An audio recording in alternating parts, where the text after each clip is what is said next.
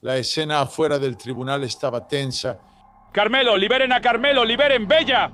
Nunca hemos visto a un chico blanco ante un jurado completamente negro.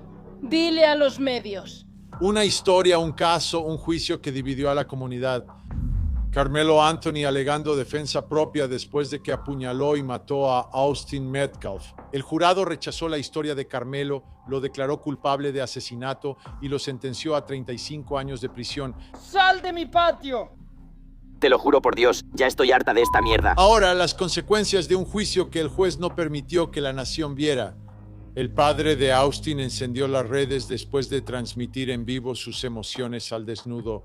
Y un debate público sobre lo que realmente muestra el video de vigilancia que el juez mantuvo oculto al público. Y por supuesto, la apelación. ¿Recibirá Carmelo Anthony una segunda oportunidad? Tantas reacciones, tantos asuntos sin resolver después de este veredicto dramático en Texas. No hubo cámaras dentro de la sala del tribunal durante el juicio, lo que ahora está creando caos después del juicio. La gente realmente está debatiendo sobre lo que mostró el video de vigilancia, lo que significa la evidencia, sobre lo que testificaron los testigos. Mientras tanto, el padre de Austin Metcalf, con emociones a flor de piel, transmite en vivo por internet. ¿Qué pasará después? Soy Vinnie Politan. Vamos a investigar.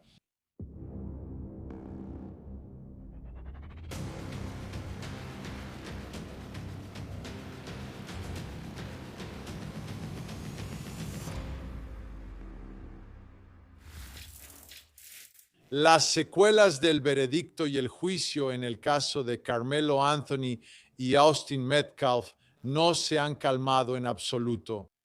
De hecho, puede que haya aumentado un poco la intensidad del debate público que está ocurriendo ahora. Y todo es porque este juez cometió un error. Un error cuando prohibió cámaras y micrófonos dentro de la sala del tribunal. Cuando tienes un caso en el que el público está interesado, el público está debatiendo y ha causado conflicto dentro de tu comunidad, el remedio es la transparencia. Permite que el público vea y escuche todas las pruebas para que puedan entender. Puede que no estén de acuerdo, pero pueden entender cómo el jurado llegó a su veredicto. Pero este juez no hizo eso y ahora tenemos caos.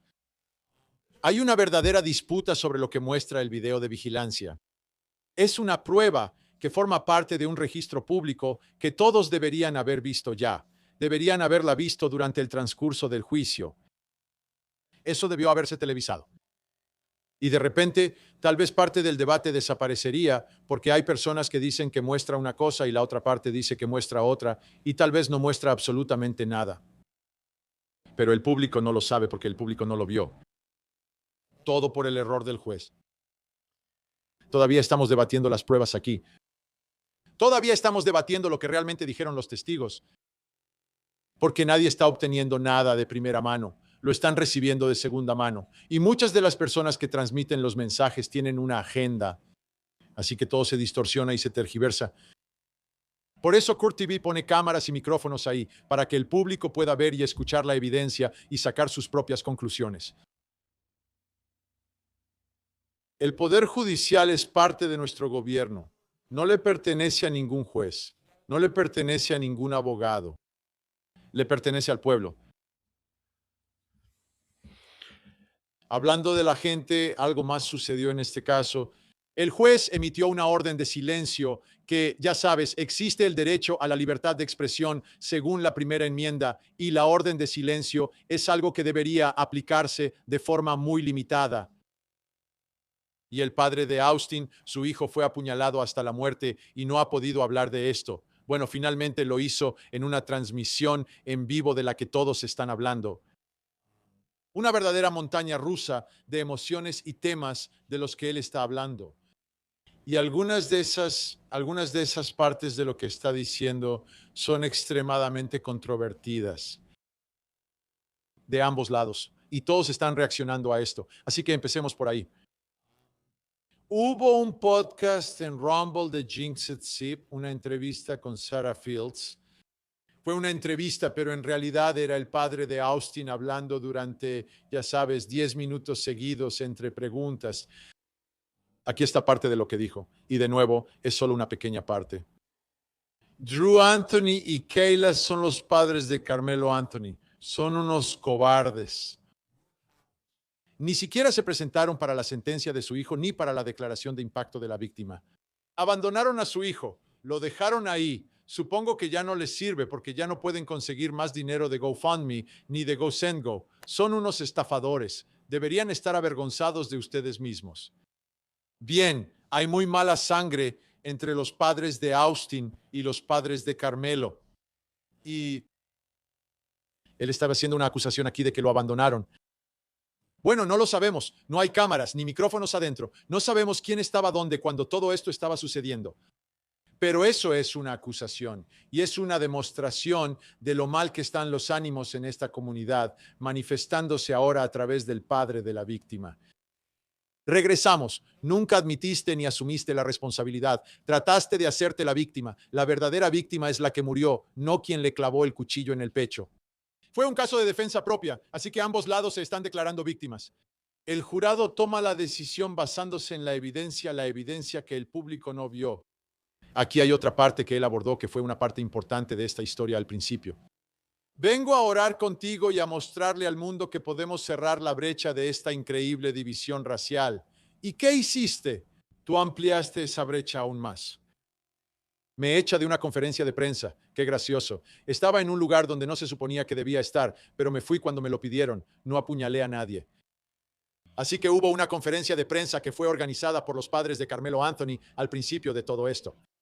Y el padre de Austin, Jeff Metcalf, va a la conferencia de prensa e intenta tener algún tipo de comunicación con los padres de Carmelo y lo sacan de la conferencia de prensa. Esto fue publicado en X por JD Miles 11 en abril de 2025. Todavía tiene el cabestrillo ahí. Está hablando con los agentes. Y como puedes ver, ahí está la conferencia de prensa que está teniendo lugar. Y le piden que se retire. Y ya sabes, puedes pensar lo que quieras. ¿Fue apropiado o inapropiado que él estuviera ahí? Pero todo su argumento era, escucha, desde el principio dije que esto no se trataba de raza. Intenté, supongo, tender una rama de olivo al ir ahí para reunirme, para hablar, para discutir esto juntos, no para convertir esto en un caso racial. Y eso era parte de su argumento en lo que decía en esos arrebatos en la transmisión en vivo. Quiero mostrarte otra cosa aquí porque los padres de Carmelo Anthony ya han hablado. Fueron al Breakfast Club, un programa de radio y podcast sumamente popular. Mimi Brown preguntó durante la entrevista, ¿qué te dijo Carmelo que pasó ese día en la competencia de atletismo? Esto es lo que dice Drew Anthony. Quiero decir, él estaba sentado ahí viendo a su amigo. Si alguna vez obtienes los informes y todo, en realidad lo que pasó fue que el primo de su novia lo invitó a la carpa. Así que lo invitaron a la carpa. Solo fue como, oye, ¿qué tal? Estaba lloviendo. Él se sentó ahí. Luego, de repente, llegaron estos dos tipos que se le acercaron. Incluso viendo el video en la corte, fue como, sé que todos ustedes ven esto.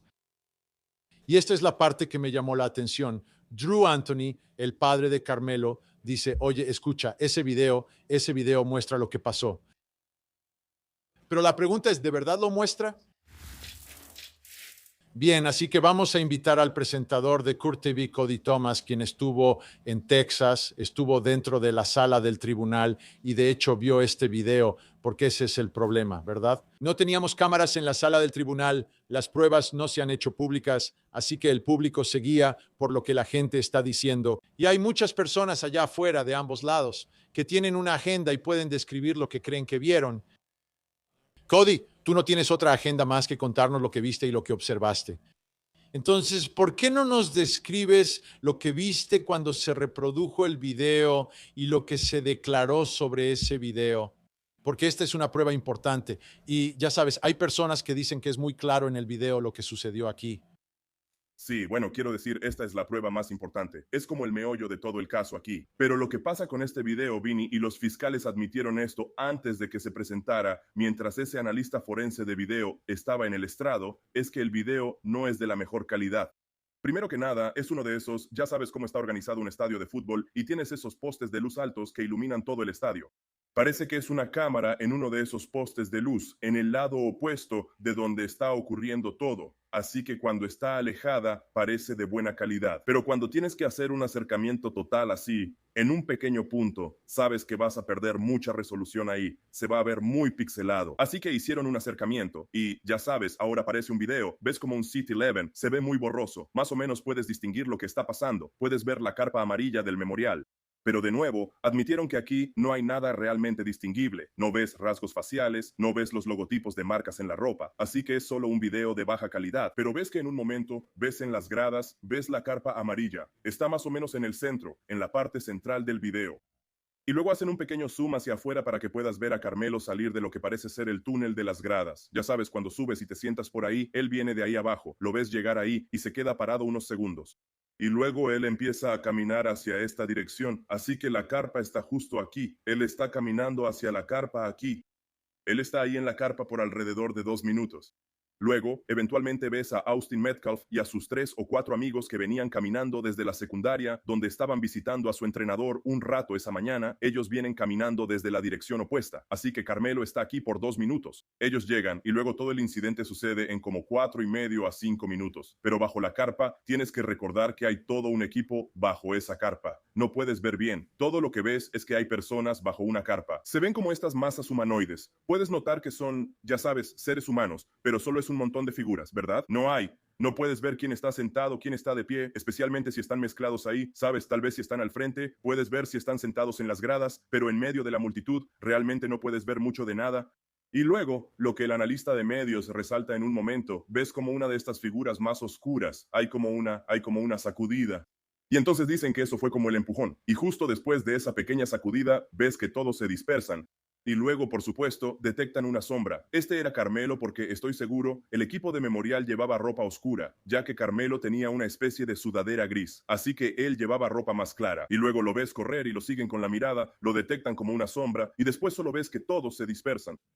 No había, ya sabes, no ves 2 manos, una mano sentada, 2 personas paradas encima. Realmente no hay nada identificable, aparte de que está la carpa de Memorial y hay un montón de personas ahí debajo. Esto es lo que dicen que fue un pequeño empujón y luego todos se dispersan. Eso es todo lo que realmente ves. Así que a veces, y lo he visto en juicios, revisas un video y puedes reproducírselo a diferentes testigos que estuvieron ahí. Y luego ellos, habiendo estado ahí al ver el video, pueden describirte más o menos lo que está pasando.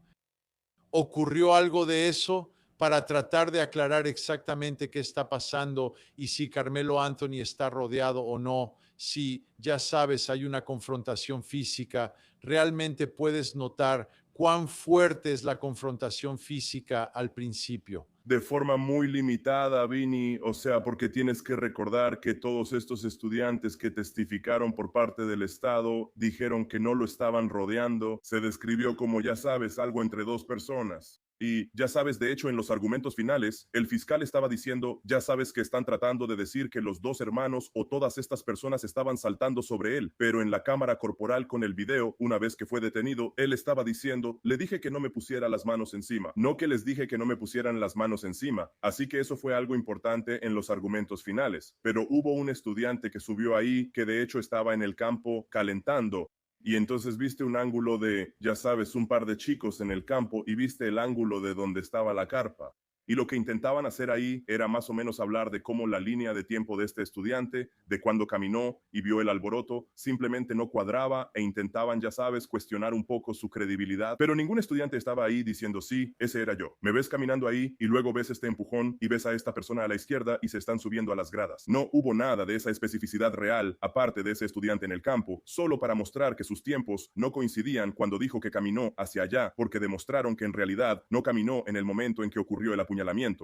Entonces, ninguno de los testigos que declararon, ¿verdad? Algunas de las personas que estaban ahí no testificaron, pero los que fueron llamados y testificaron, los que estaban bajo la carpa, cerca de la carpa, todo eso, ninguno de ellos pudo identificarse específicamente en ese video.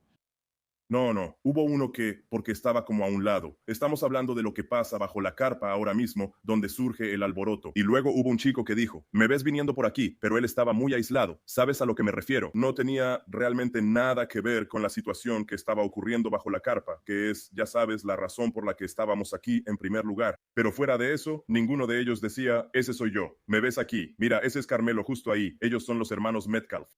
Lo único que realmente se podía identificar fue cuando el analista forense de medios mostró a Carmelo caminando hacia la carpa y luego mostró a Austin Metcalf y a los otros chicos caminando hacia la carpa.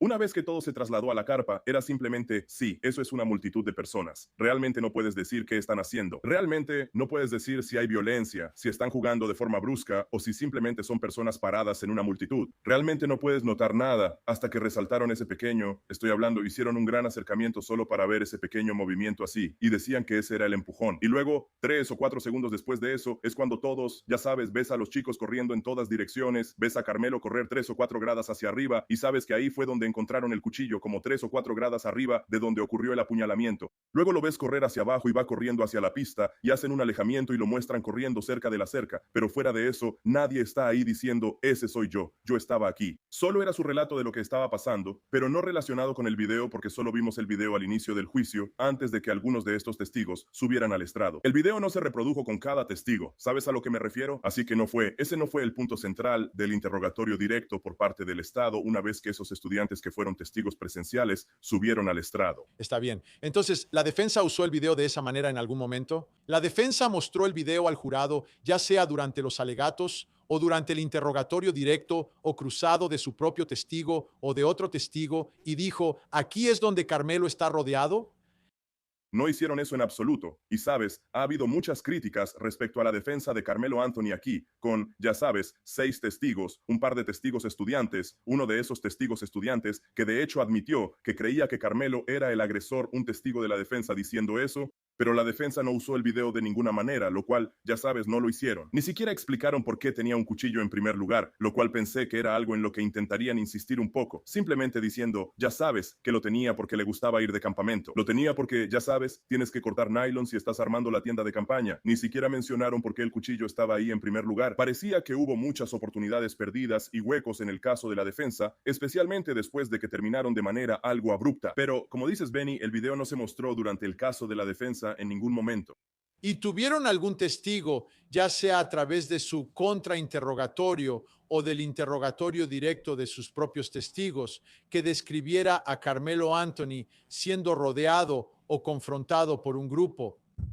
Nada como un grupo, nada así. Había varias personas. Todos describieron más o menos la misma situación. Lo llevaron ahí. Muchas personas le pedían que se moviera. Estos son los testigos de la defensa ahora. Solo quiero reiterar, le pedían que se fuera. Vieron alboroto. Estaban mirando alrededor. No tenían miedo. Solo pensaron que eran 2 chicos, ya sabes, discutiendo, diciéndose cosas entre ellos. Pero eso fue todo. Solo 2 chicos. No era una situación de, ya sabes, no voy a decir una pandilla, pero un grupo de personas, ya sea 2, 3, 4, como rodeándolo o confrontándolo físicamente o intimidándolo, todos al mismo tiempo, todos de pie y como rodeándolo. Nada de eso se mencionó en el testimonio. Nada de eso se mencionó en el testimonio. Hubo, ya sabes, hubo testimonio de que Carmelo seguía sentado y Austin estaba de pie, pero no era Austin y Hunter. No eran Austin, Hunter y X, Y, Z y todas esas cosas diferentes. Era más bien solo esos 2 chicos. Si Carmelo estaba de pie o sentado. La defensa dice que él estaba sentado. Ese es el hecho en el que se basaban en el caso, tratando de decir que, ya sabes, Austin estaba imponiéndose sobre él y Carmelo estaba tratando de mantenerse tranquilo y todo eso. Pero todos los testimonios decían que eran solo esos 2 chicos, nada más. Está bien, aquí va otra pregunta y esta es una pregunta más amplia, ¿verdad? Y obviamente en Court TV creemos que debería haber cámaras dentro de cada sala de audiencias en todos los casos en todo el país. No debería negarse, pero así es. Cada quien tiene sus propias reglas. Aquí en Texas es a discreción judicial, así que depende del juez decidir si se permite o no. Si hubiera una cámara dentro de esa sala de audiencias, ¿crees que sería más claro para la comunidad, para el público, exactamente por qué fue condenado? Absolutamente. Absolutamente. Si el público tuviera transparencia y escuchara simplemente lo preparado que estaba el fiscal, cada vez que la defensa intentaba avanzar, el fiscal ya tenía algo listo para responder. Y luego la manera en que presentó su caso, Vinny, o sea, sé que eres un exfiscal. Tú entiendes cómo funcionan estas estrategias. Fue muy simple y fácil de entender para el jurado.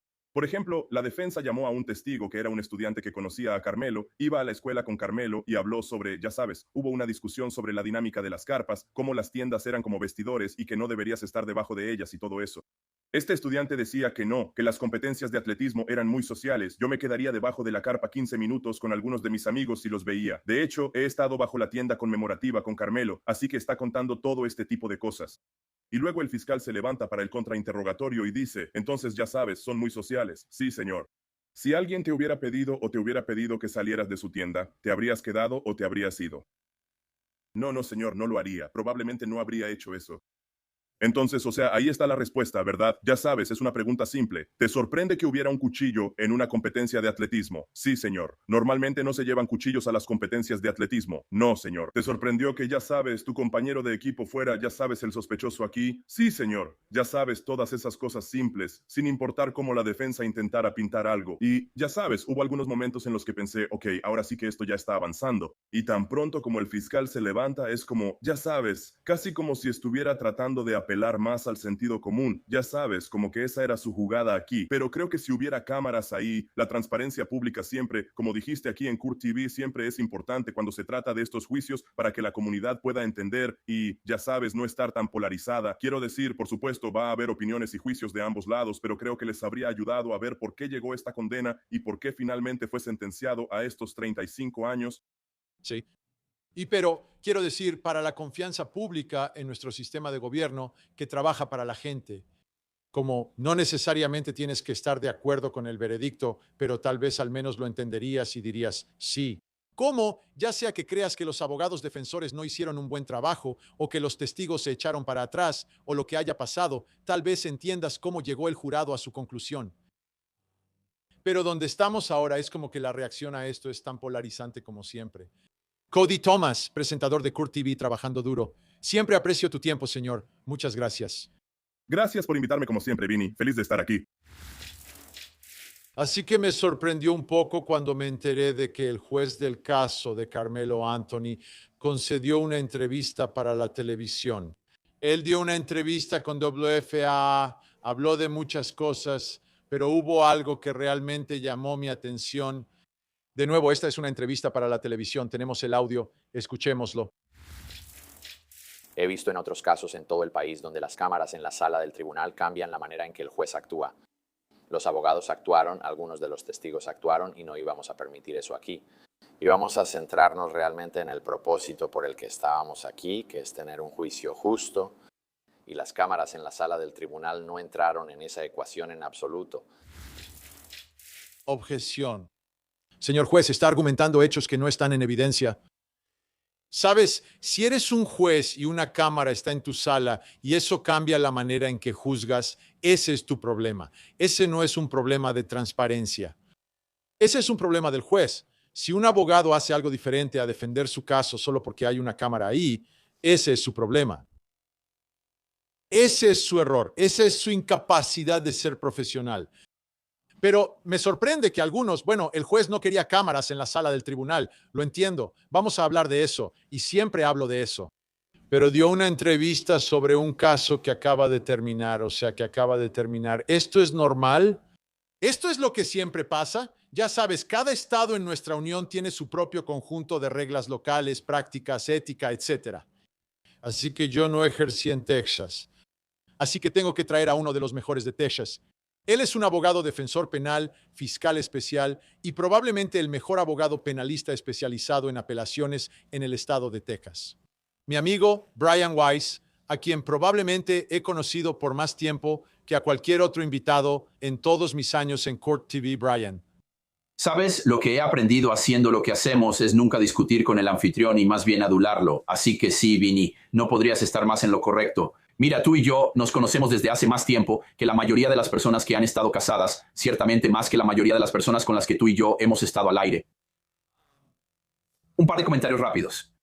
Número 1. Conozco al juez Roach. Conocí al juez Roach cuando fui fiscal especial en el caso de Ken Paxton, investigando y procesando al fiscal general, ahora candidato republicano a senador de menor antigüedad.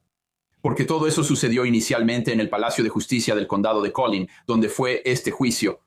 Y no escuché más que cosas buenas sobre el juez Roach. Puede que incluso lo haya conocido en un seminario. Pero, número uno, cuando hablo con jueces, abogados y fiscales en seminarios sobre cómo tratar con los medios, una cosa es que un fiscal o un abogado defensor salga al aire. No creo que deba haber nunca un caso en el que un juez, el tipo que toma las decisiones y usa la toga y todo eso, deba salir al aire a menos que sea con algún fin educativo.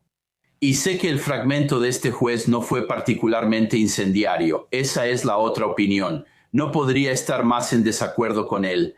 Y de nuevo, creo que tú y yo, Vinny, ya sabes, somos cortados por la misma tijera porque fuimos veteranos de Court TV allá por el 93 y 94. Y planteas un muy buen punto, no solo para quedar bien. Si tú como juez, si tú como jurista, de alguna manera, forma o modo, eres impactado o afectado por el hecho de que hay una cámara que es tan discreta que he visto que la gente se olvida de ella en los primeros 90 segundos, entonces no deberías estar detrás del plato en el 7º juego de la Serie Mundial. Deberías estar trabajando en Chick-fil-A. Lo otro es que si vas a permitir que los testigos o los abogados actúen para la cámara, y de nuevo, ya sabes, las 3 cosas más cliché en Estados Unidos, la cocina francesa, Notre Dame, el fútbol americano y los abogados actuando para la cámara. Sin sentido, en el mejor de los casos. Así es, no estás actuando para la cámara, estás actuando para el jurado. Por ejemplo, los abogados están actuando para el jurado. El jurado toma la decisión. El jurado decide si ganan o pierden. A ellos es a quienes les hablan. Quiero decir, he cubierto, este no es el primer caso de alto perfil que hemos cubierto a lo largo de los años. ¿Sabes? Hubo otro que tenía una tensión racial similar a este, que involucraba a una víctima llamada George Floyd. Y el juez en ese caso, el juez Cahill en el estado de Minnesota, nunca habían tenido una cámara en una sala de audiencias, pero el juez Cahill fue lo suficientemente inteligente. Sabiendo que ese caso, para esa comunidad y para la nación, era importante que la nación viera la evidencia y la escuchara para que pudieran entender el veredicto y comprender cómo se presentó la evidencia. Y sin importar lo que creyera sobre la evidencia en el caso, al final de cuentas los fiscales ganaron ese caso. Su perito fue increíble. El perito de la defensa fue más o menos. Y eso hizo una gran diferencia en el caso. Y eso es lo que mostró la transparencia. Y si no estás de acuerdo con eso, tienes una base para no estar de acuerdo, porque puedes ver y escuchar todo. ¿Será esto un problema, el hecho de que el juez hablara sobre un juicio justo después? Mi padre fue juez federal. Y ya sabes, las reglas eran que no hablas de ningún caso. No hablas de ningún caso que todavía esté abierto a mociones y apelaciones, etc. El juez Belvin Perry, en ese caso allá en Florida, que involucraba a Kaylee Marie Anthony, la víctima, él habló después de retirarse. Y ese fue un caso donde hubo un veredicto de no culpable, así que no hubo apelaciones, ¿verdad? ¿Qué opinas de eso? ¿Eso podría convertirse en un problema más adelante o no? Es más bien, ya sabes, él decidió hacerlo. Tal vez no fue de muy buen gusto, pero lo hizo de todos modos. Estoy de acuerdo. Yo diría que es, ya sabes, un error de novato. En la variedad de posibles problemas legales que implica este caso, y hay un par de buenos. Vamos a hablar de esos en un minuto, exactamente. Pero, ¿qué tal este? No, para nada. Fue un fragmento inocuo de, ¿qué? 45 segundos que no tenía nada que ver con el fondo del asunto, que no ponía en duda la imparcialidad del juez. Porque además de hablar con abogados, jueces y fiscales de todo el país sobre cómo lidiar con los medios de comunicación, otra de las cosas de las que me he vuelto, ya sabes, una especie de experto, y bueno, recuerda lo que dijo Mark Twain sobre los expertos, ya sabes, los expertos son solo un tipo que viene de fuera. Es la recusación del juez de primera instancia, y sabes lo que hará que te saquen más rápido que cualquier otra cosa que se me ocurra. Y salir al aire y hablar sobre un caso pendiente o un asunto que probablemente llegue ante ti. Uno de los casos de los que hablo fue, lamentablemente, un caso increíblemente trágico, el caso del atentado de Oklahoma City. Y el primer juez federal asignado a ese caso decidió que iba a salir en Nightline, un programa que en ese entonces era bastante importante con Ted Koppel. Y creo que la mayoría de los miembros de esta generación piensan, Nightline, eso es como una luz nocturna. Y al final el juez terminó siendo recusado. ¿Por qué? Porque mostró una postura, si quieres, que aunque no impactaba directamente en un sesgo o prejuicio, Ciertamente en la mente de un miembro del público, y esa es la prueba, si un miembro razonable del público en, ya sabes, la Sexta Avenida entre la 52 y la 53, sabiendo todos los hechos y circunstancias, tendría una duda razonable sobre la capacidad de ese juez para ser imparcial. Ahora, el video del juez Roach no es gran cosa, no lo haría, como su consejero le habría aconsejado hacer eso.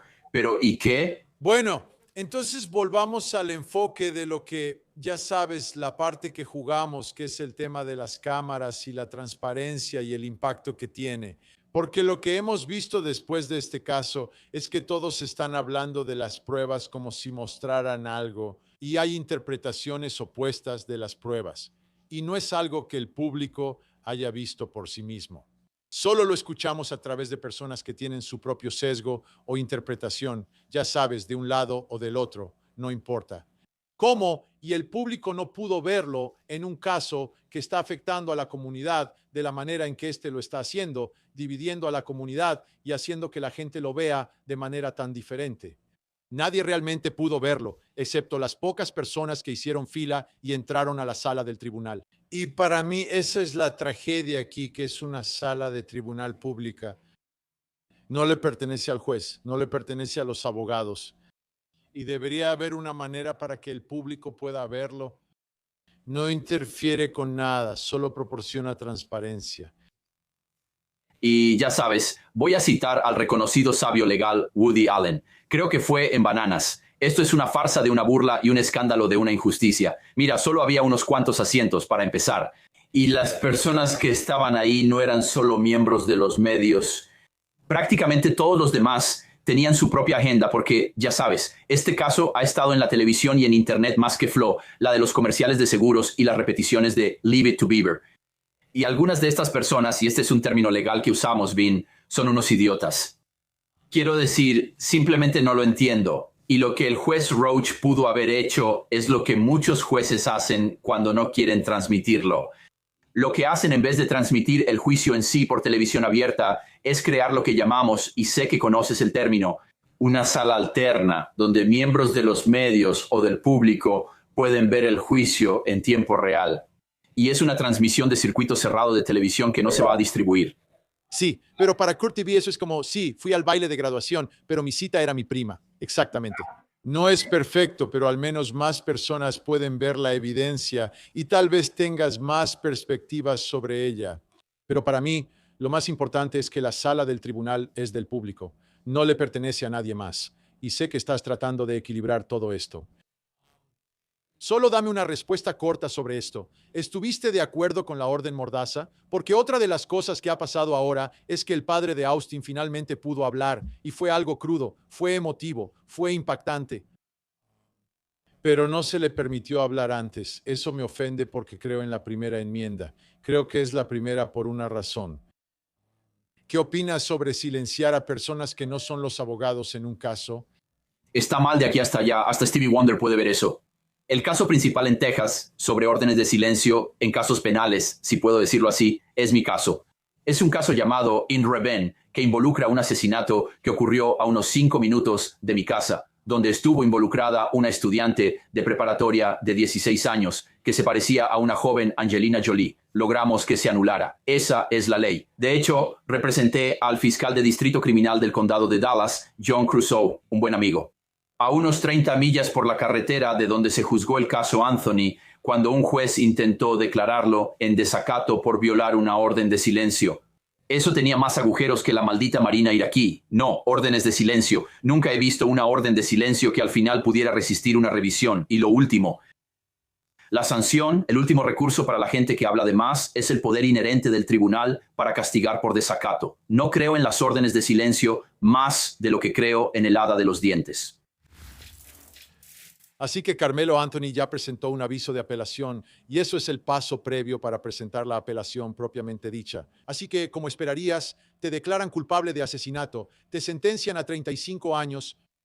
Probablemente quieras ver si puedes conseguir un nuevo juicio, una segunda revisión, una segunda oportunidad en todo esto. Así que, Brian Weiss, también eres un experto en apelaciones. Y eso es, ya sabes, cada vez que tengo una pregunta sobre la ley de Texas, tú eres a quien llamo de inmediato. No sé si todavía tengo marcación rápida, pero si todavía la tuviera, tú estarías ahí. Sí, no lo soy. Déjame empezar con el primer tema que me sorprendió. Y de nuevo, no pude ver realmente el testimonio porque el juez no nos permitió verlo. Pero según los reportes, cada testigo presencial, terminó su testimonio diciendo que esto no fue defensa propia.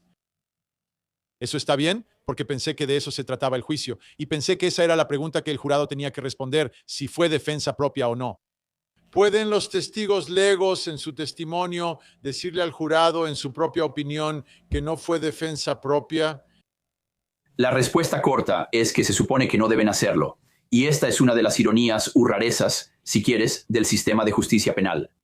El único tipo de caso penal en el que una persona lego puede dar la opinión definitiva sobre la culpabilidad o inocencia es, de todas las cosas, un caso de DWI o DUI, como le dicen en algunos estados, porque todos saben lo que es la intoxicación.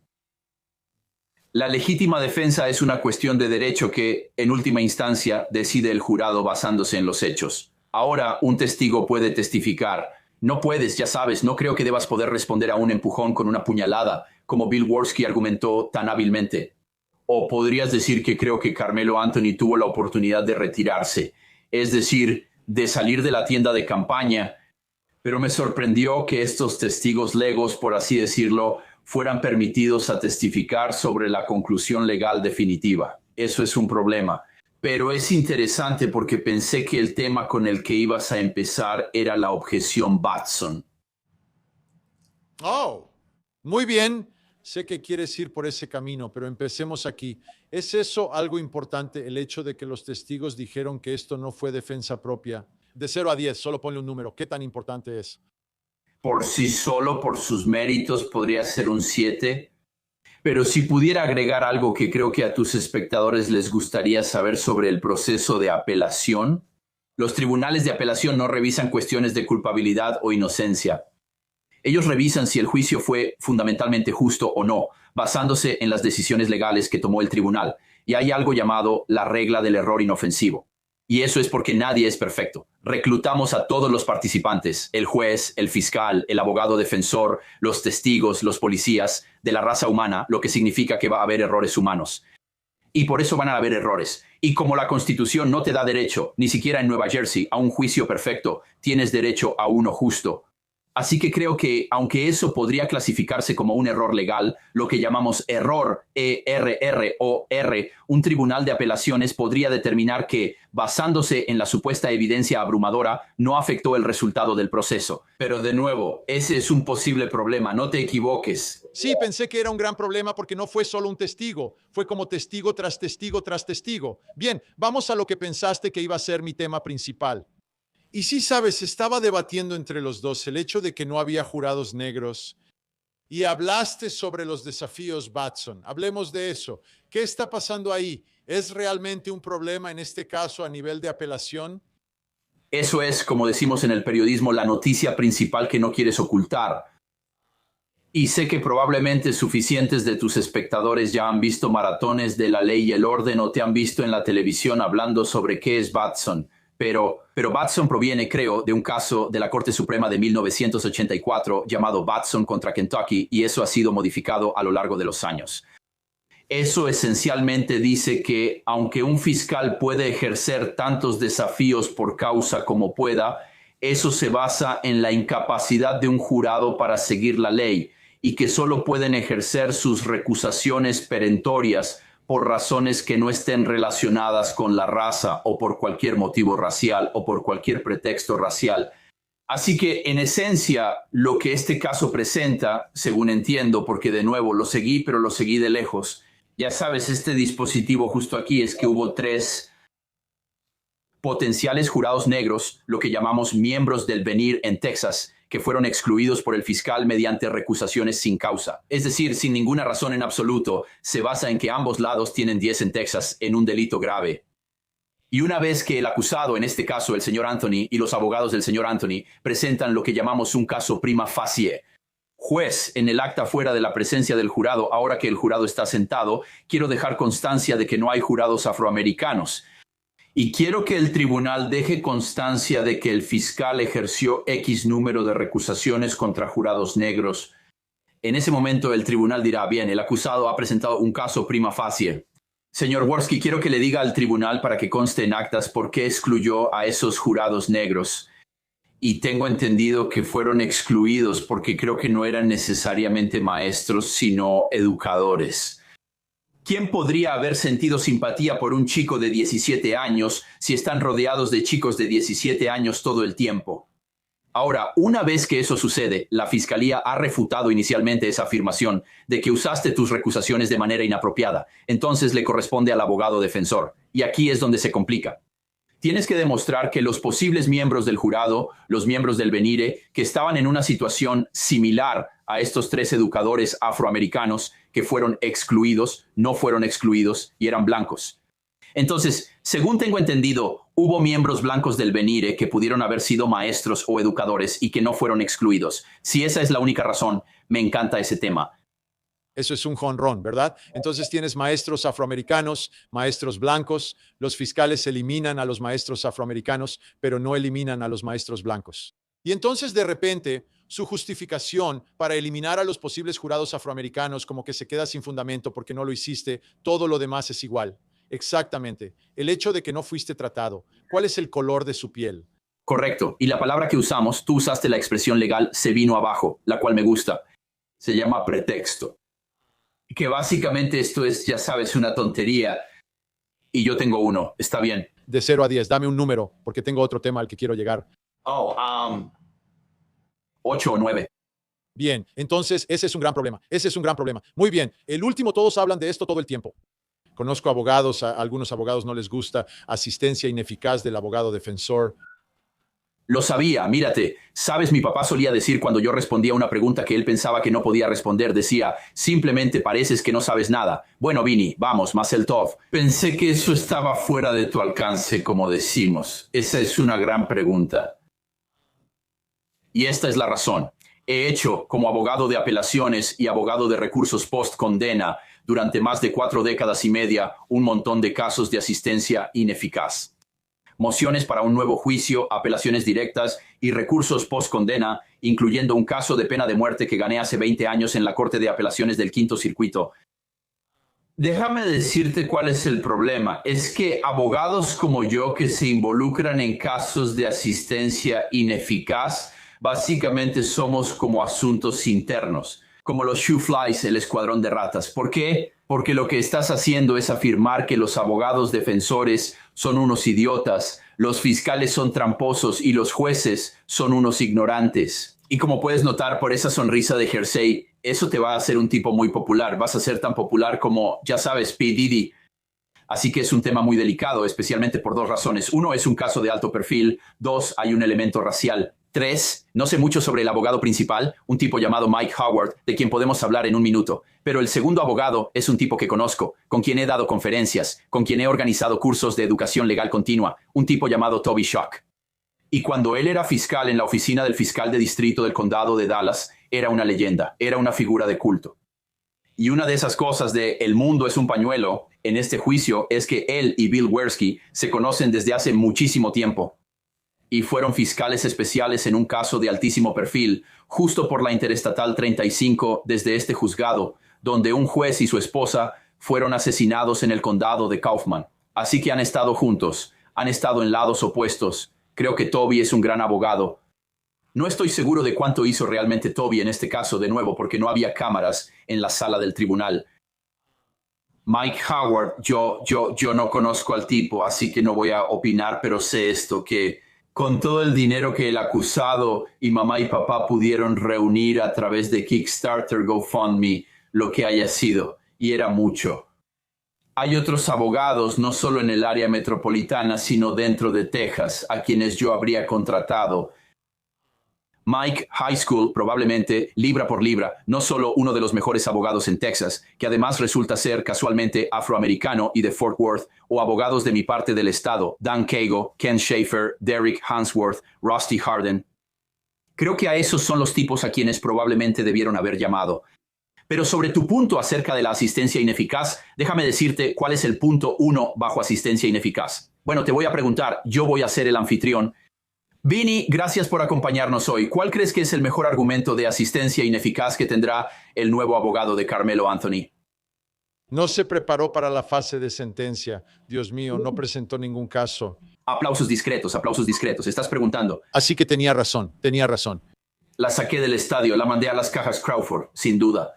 Y sí, creo que cualquiera que, de nuevo, no estuvo en la sala del tribunal, pero siguió el caso, lo sabía. Según entiendo, llamaron a mamá, le hicieron un par de preguntas y luego le dijeron, gracias por estar en el programa.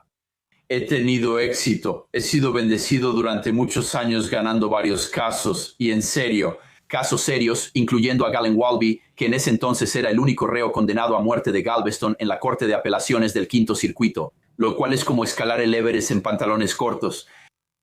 Basado en la falta de investigación y preparación para la etapa de castigo. Por eso esto importa y por eso me gusta, aunque con una salvedad de la que hablaremos en un minuto.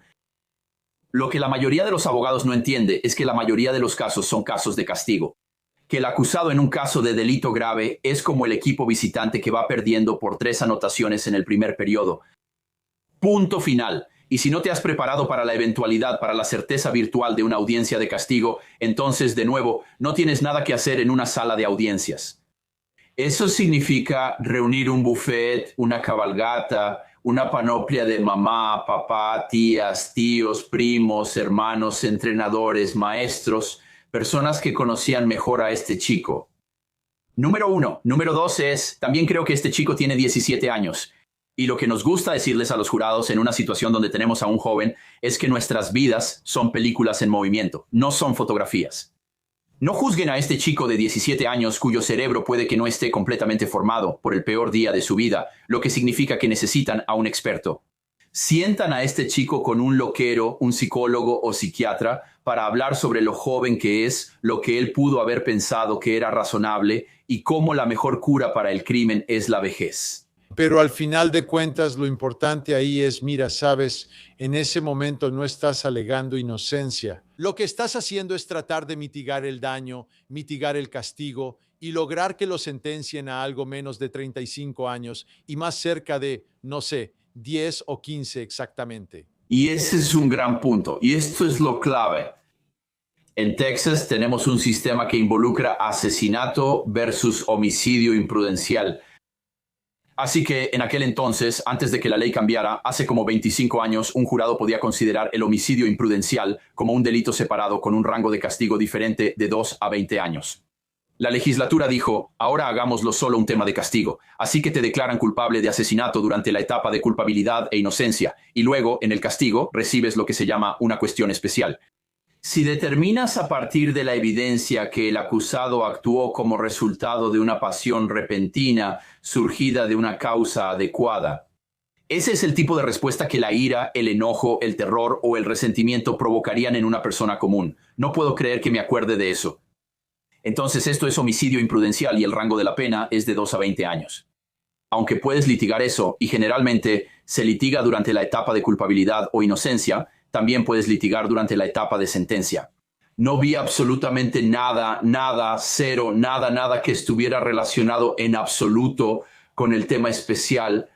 Y cuando tienes un límite de 20, es muy diferente a tener un límite de 99 o cadena perpetua. Una gran diferencia. Mira esta foto. Esta es la foto policial más reciente de Carmelo Anthony. Y se ve un poco diferente. Se ve muy diferente. Obviamente se rapó la cabeza.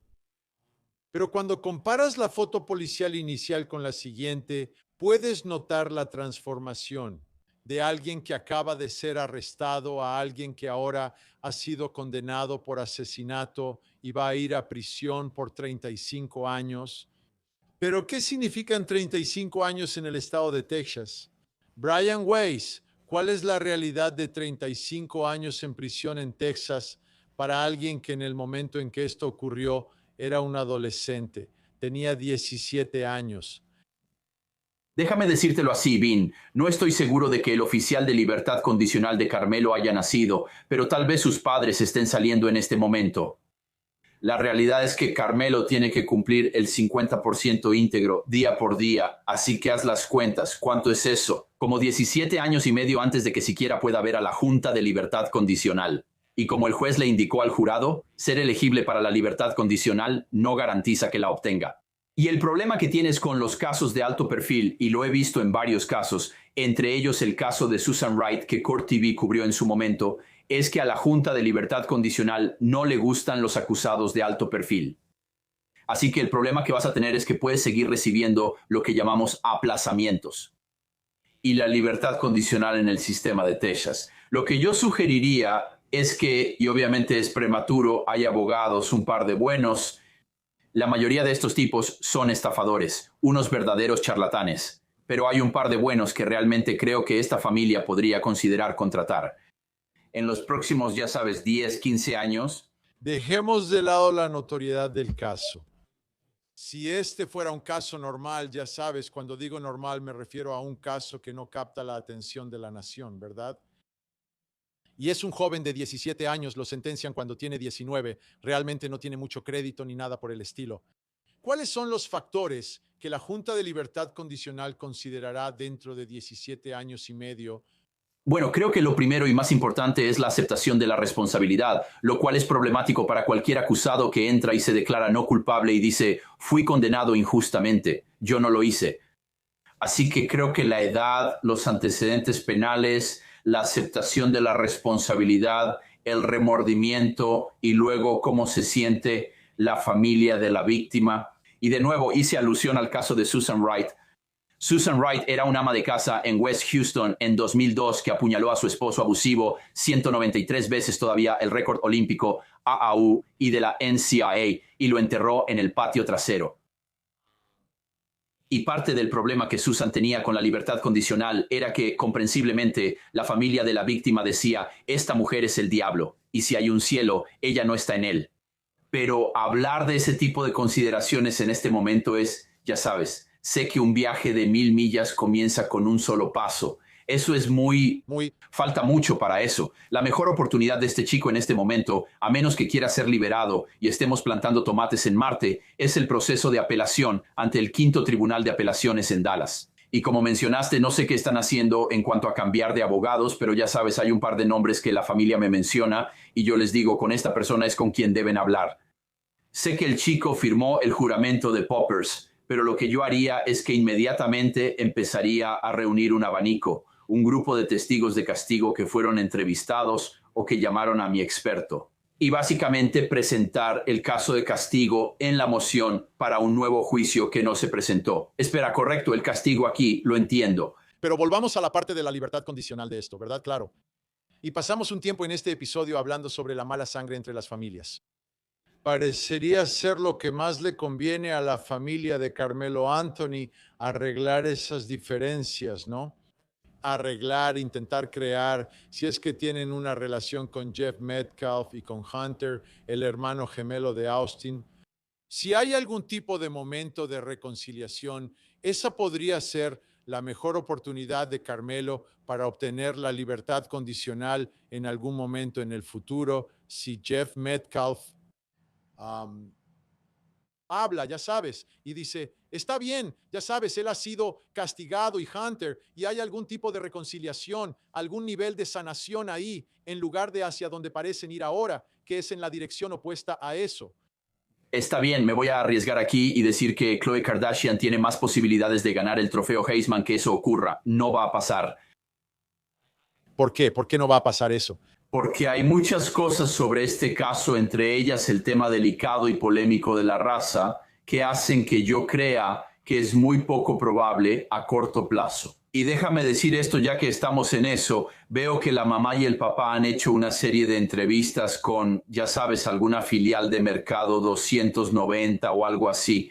Tienen que bajar el tono en este momento porque todo esto que ha estado pasando afuera del Palacio de Justicia del Condado de Collin, donde pasé bastante tiempo, no ayuda en nada. Sé que la gente está enojada, sé que la gente quiere desahogarse, pero los tribunales de apelaciones y los jueces de primera instancia no quieren pensar que sus decisiones se ven influidas en modo alguno por el clamor o la protesta pública. Así que bájenle. Mi consejo. Es hora de hacer lo que los padres de Mackenzie Sherrill debieron haber hecho, que es simplemente quedarse callados. Excelente. Brian Weiss, siempre es un gusto platicar contigo. Tengo que regresar a Texas y cuando lo haga, tú me vas a invitar a comer barbacoa. Vinny, como dice mi gente, eres un buen tipo. Está bien. Todavía hay mucha emoción en este caso y lo entiendo, pero al final del día, si Carmelo Anthony y su familia quieren una segunda oportunidad para rehacer su vida después de cometer un asesinato, Brian tiene razón. Tienen que bajar la tensión e intentar sanar a la comunidad, sanar a su familia y tal vez acercarse y ayudar a la familia de Austin Metcalf a sanar también. Eso es todo por esta ocasión. Hasta la próxima, soy Vinnie Politan. Gracias por vernos y por favor no olviden abrazar a sus hijos.